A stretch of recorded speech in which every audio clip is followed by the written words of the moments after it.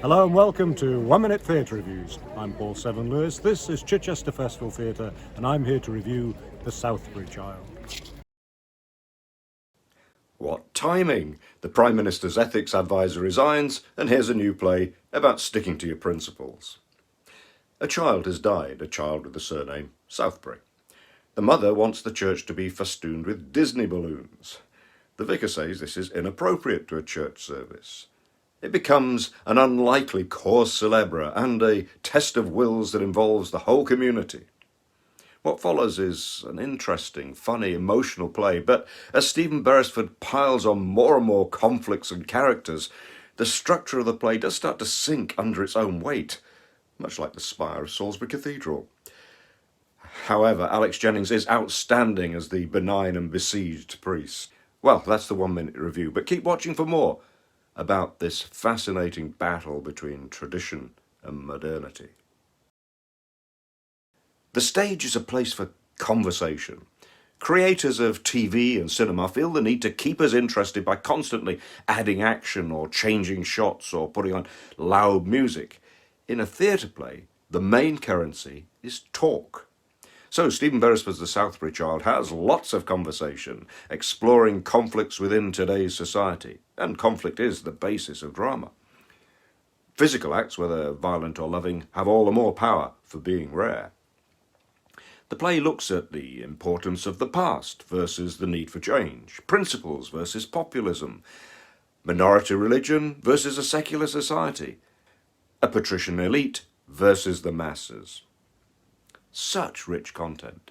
Well, the obvious comparisons are with Ibsen's Enemy of the People and Chekhov's, well, anything by Chekhov. But I was reminded of those drawing room plays of the mid-20th century that explored matters of morality, like T.S. Eliot's The Cocktail Party or J.B. Priestley's An Inspector Calls.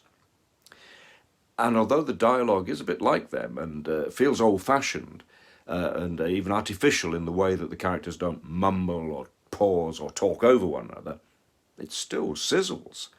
And there is a 21st century feel about the casual swearing and the popular references to Waitrose and Kerplunk.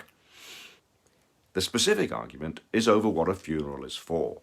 The vicar, David Hyland, takes the high ground and says he won't give the mother what she wants, but what she needs. I've been to plenty of secular funeral services, I'm sure you have, where we've celebrated with light-hearted fun a life that has now ended. But for those of faith, death is not an end, but a beginning, and the funeral service offers hope of resurrection, as well as a tried and tested way of dealing with grief. His decision throws up far more moral questions. The vicar himself is far from moral. He's had an affair, he drinks too much, he's been in a drunken car crash. So, is he a hypocrite? You're not exactly the poster boy for unshakable principles, says his curate.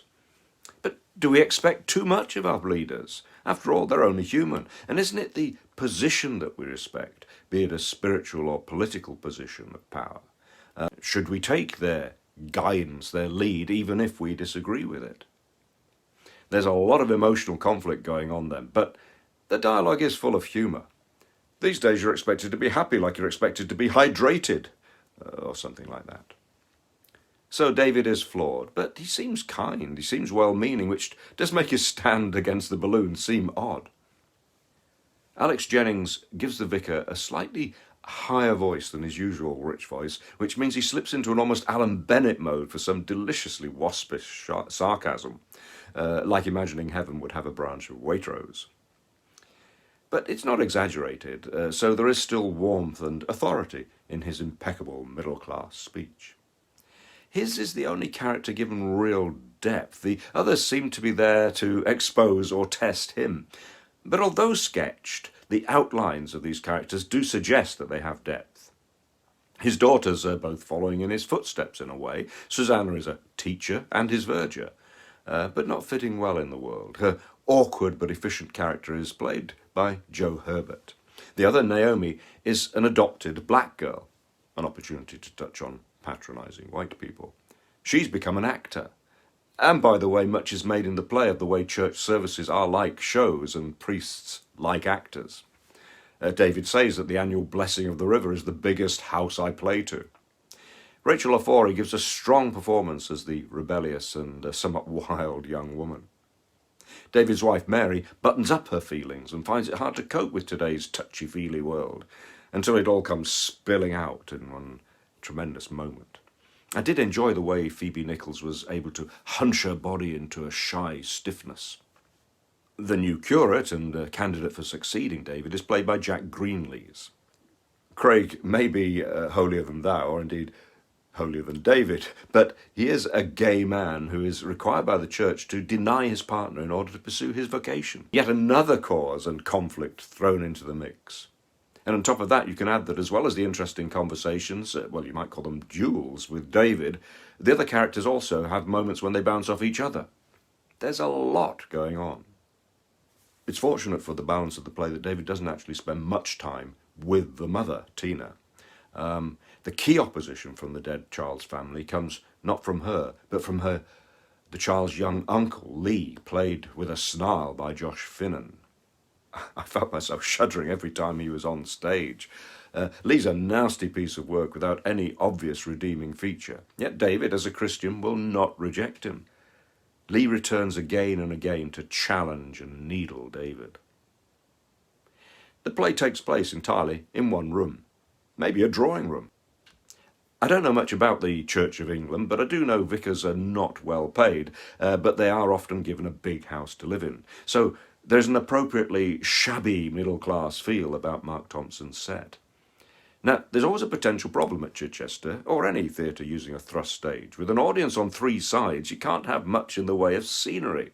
So apart from a window and a few other pieces at the back, Mark Thompson's inspirational main feature is a long wooden table that comes out towards the audience with 14 odd chairs, symbolic of the broad church, perhaps.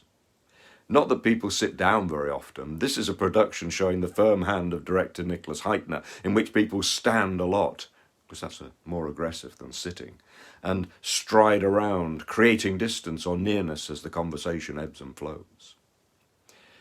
Now, the basis of this conflict does seem contrived, even though the play is apparently inspired by a real incident. But the beginning is not so contrived as the ending, in which the grief at the loss of a child finally comes to the centre stage. But it confirms that this is a play about loss of many kinds, both personal for many of the characters and national in terms of many of our traditions and heritage. I give the Southbury Child 4 stars. I hope you enjoyed this review and found it useful. If you did and you want to be the first to know about my future reviews, please subscribe. And also please like and share. You can also follow me on social media, on Twitter, Instagram and Facebook. And if you want to read my reviews, please go to oneminutetheatrereviews.co.uk. Thank you for watching.